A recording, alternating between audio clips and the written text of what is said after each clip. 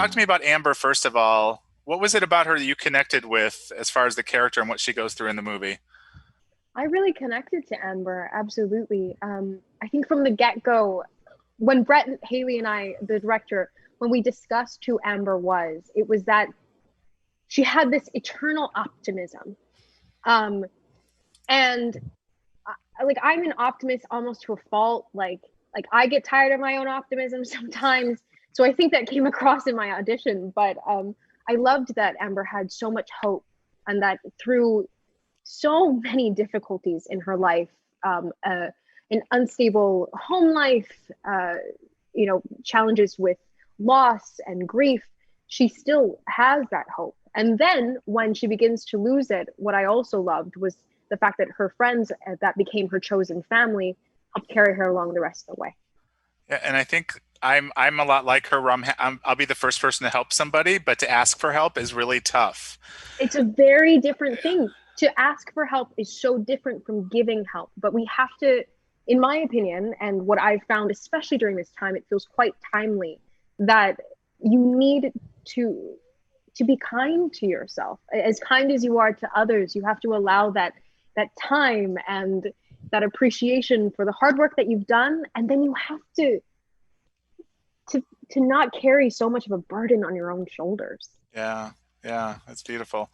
Um, Now, having met you, I know that you are pretty upbeat. Yeah. How was shooting the darker sides? Because you really like I could feel just the energy was just pulled out of you, and you were just so low, and it was really well done. But how was that for you to actually have to be in that for a while? It's kind of a nice chunk of the movie. Thank you very much. It's very different from anything that I've done before. This is my first live action film. I'm in Wow. so much of it. It was nerve wracking to say the least, and so like I have to thank the cast and crew for being so wonderful in allowing me to be that vulnerable.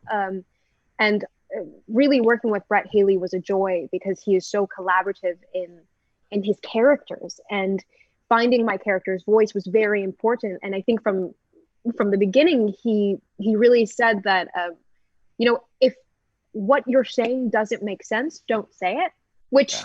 blew my mind, which shouldn't. But to hear that as an actor, he would also say, like, don't go to the lines until you're ready. I don't care what's on paper. And you're like, all right, who are you? Like, what kind of, are you kidding me? But it truly made such a difference in the film.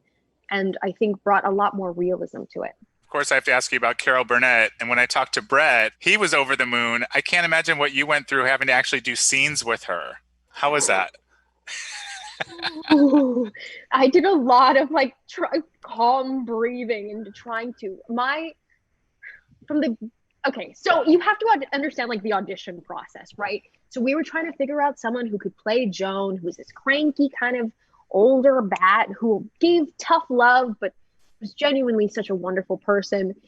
And I remember the first time like Carol Burnett was whispered in the audition room, and we all like shh, don't say that too loud. And then to have her announced on deadline, I remember seeing her, Carol Burnett, Randy Felice, and Fred Armisen all in like the same like posting, and it's a dream come true. I really knew Carol Burnett from Annie, and it was my favorite musical growing up. My mom, of course, watched the Carol Burnett show, and so when I told her, there was also a great deal of screaming. She's so kind, an incredible actor with amazing comedic timing. I she would just but she would make the most subtle jokes on set that you just kind of like turn and go, "Oh right, you're a legend." Yeah, of course. And what is it about Amber that keeps her coming around Joan? Because she could easily be like, you're just too cranky for me. I'm not even going to come see you. But yet they have a nice connection there. They absolutely do. I think it's the banter. I think it's the back and forth that both of them really love. And that's something that's also so true of having friendships and great relationships that span generations, you know? Like Yeah. it's the humor, it's the love, it's the it's that tension that also creates really great friendships. Hmm. And now, what do you want people to take from the film? There's so many different things I think people could take, but what would you like to see them take from it? Oh, so many things. I'm really proud of our cast for being non-neurotypical and differently abled and people of color. And I love the film that we've created in that it's so diverse. So I think one, that's something that people can take away, that they can see themselves on screen perhaps.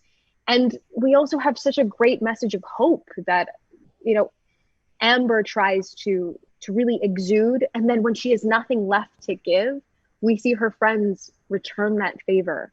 And it's a really beautiful film. I hope people enjoy it.